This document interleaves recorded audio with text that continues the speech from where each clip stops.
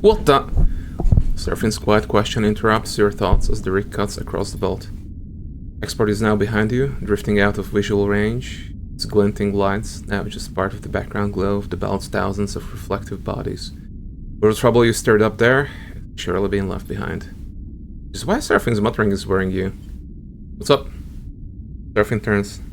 There's a transmission coming out of Hexport, some kind of evac order. Turns back to his console. Let me check this. Sleeper. Voice, as distorted as it is, cuts through you. Lane. I know you are there. And pause. Is that coming from Hexport? Surfing glances at you confused. Is what coming from Hexport? Give me a second here, Sleeper. I'm getting a wide channel broadcast. He rubs his shoulder nervously. They're warning people to alter their course away from the station. You are slipping away. Walk of noise. But we can't have that.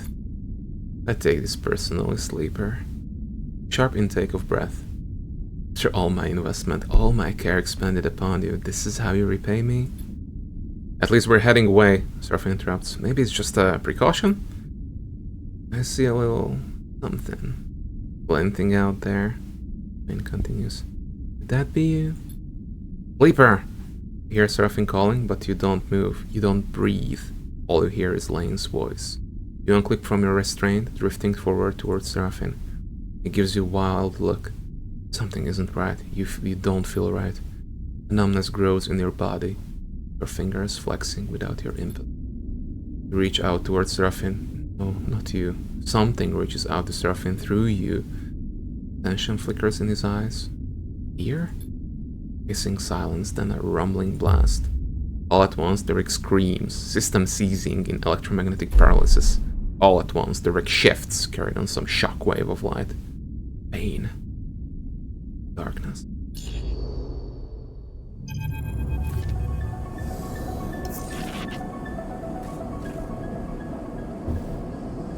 Voices echo warmly through your mind. You can't quite make out what is being said, and the attempt to focus causes a growing flare of pain. So you let them fill the air, unidentifiable and soft. You are floating, so you cannot yet feel your body or its weight. The feeling is pleasant, soothing, and yet the moment you realize this, it begins to fade. Something spasms in your fingers, and you flick it away. A sensation crosses the sole of your foot, and you kick your leg. A weight settles itself in your chest. You are awake.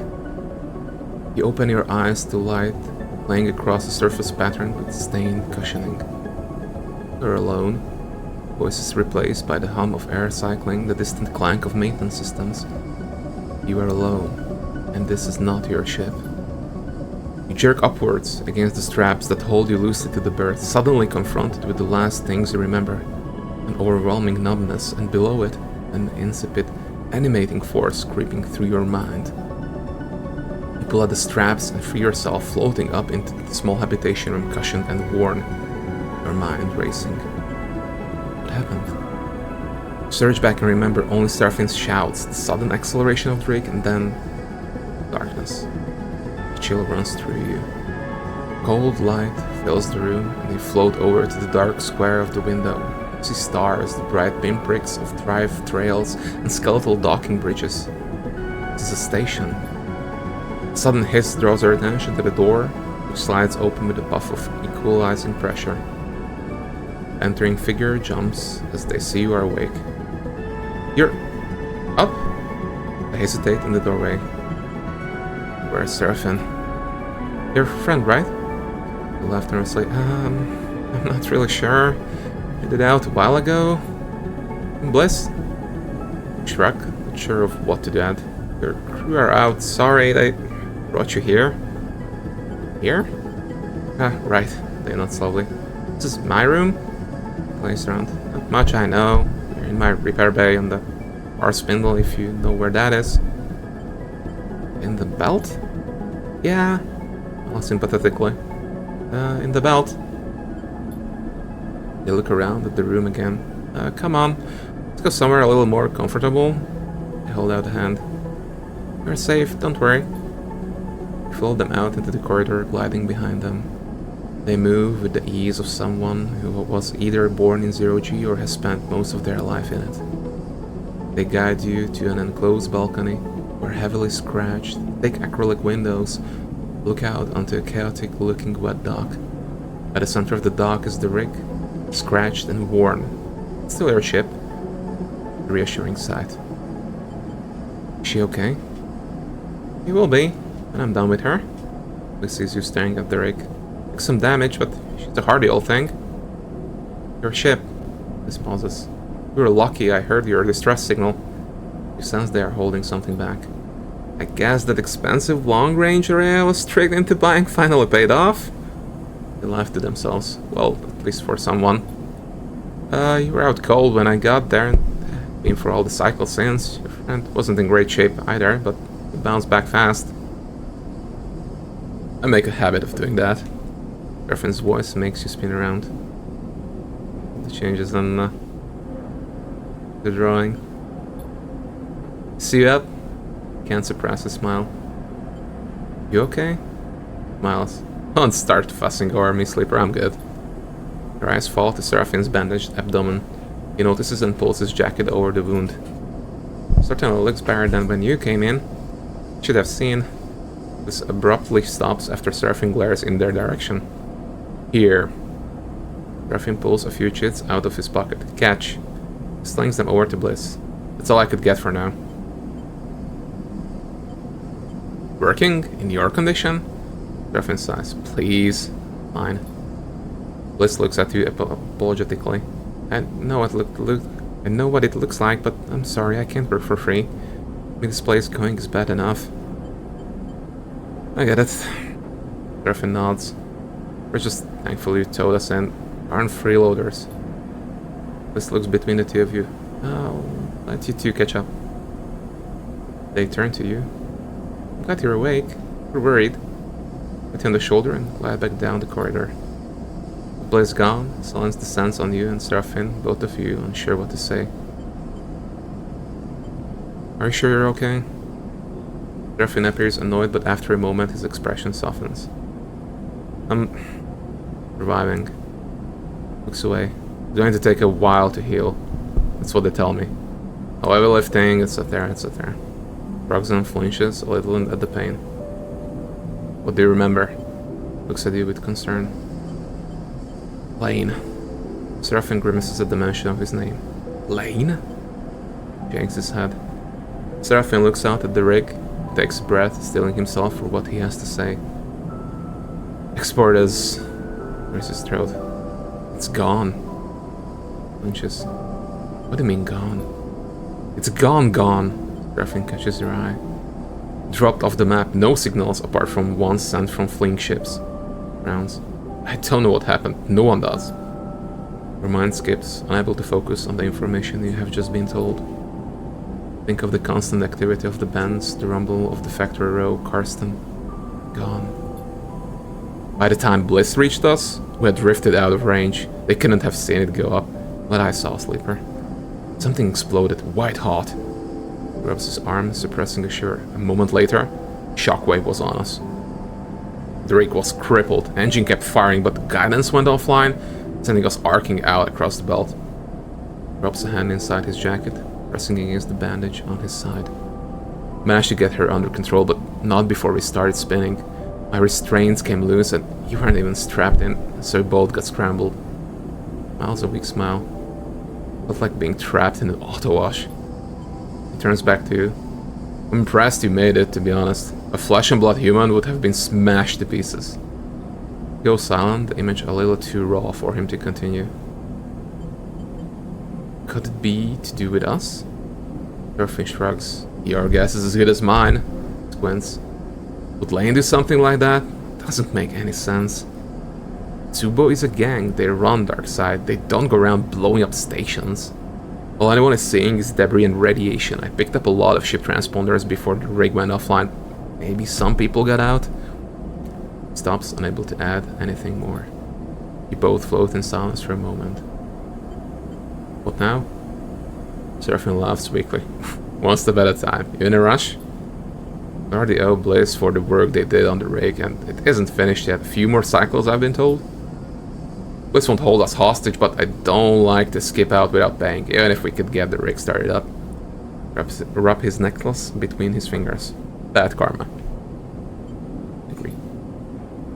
Beyond that, we need work, fuel, supplies, and we need to make sure you are okay. Dance off the issues on his fingers. After that, shrugs. I haven't heard of anyone coming after us, and if they did, they have to come through Hexport, or what's left of it.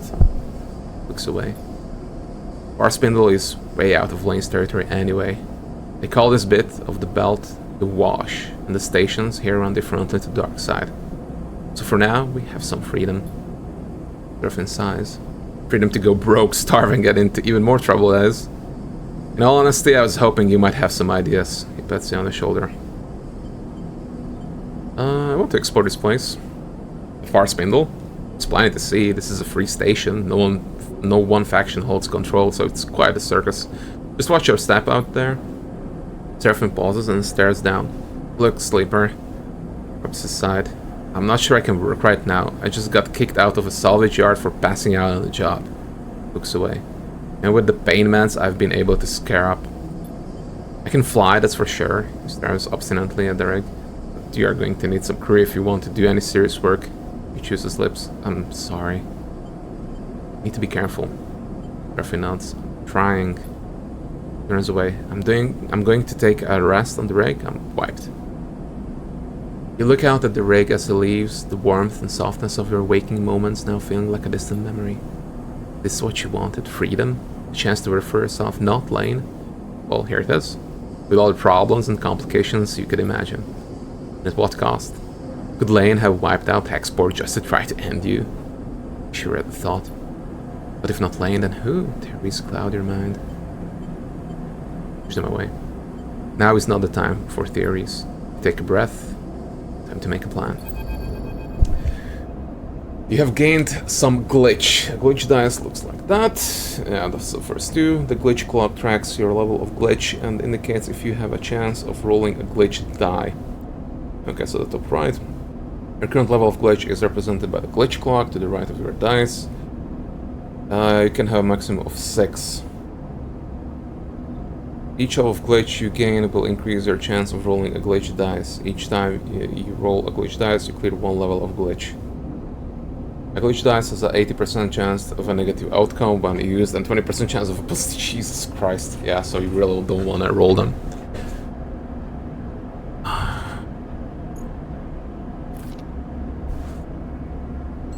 You find Juni in the airlock. Her small collection of things crammed into her bag. I'm going to see you, I promise. Looks nervous. I was waiting for you to wake up, but Griffin said you were okay, so... It's okay. He smiles. Thank you, sleeper. I'm glad you're feeling better. While you were out, he pauses the concern for obvious. I was digging into the data I pulled from that core, the Solheim one. There's a lot of stuff in there. It's impossible to read. Either I'm decrypting it wrong, or I don't have the right cipher. Whatever it is, I think it means the data is important. He takes a breath. Or at least it was the Solheim. I need to find someone to help me pick away at it, to crack it open. Looks down. That's where I'm going. I can take you there.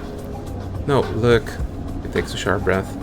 After what happened with the rig, Bliss saving us, we're all lucky to be alive. She shifts her bag on her shoulder. I think I'm better off alone for now. Oh. She suddenly reaches into her bag, producing a handful of chits. Some of the data I sold just so I could buy myself a ticket to where I need to go. It's not much, but here's your share. She passes you the chits.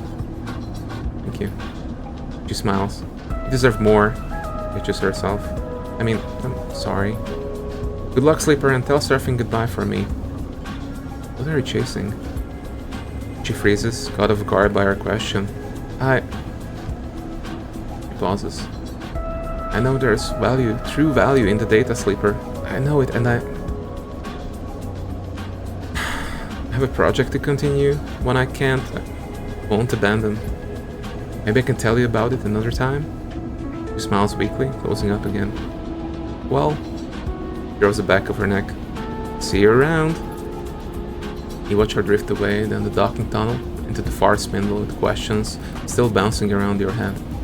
Maybe if your paths cross again, you might be able to get some of them answered.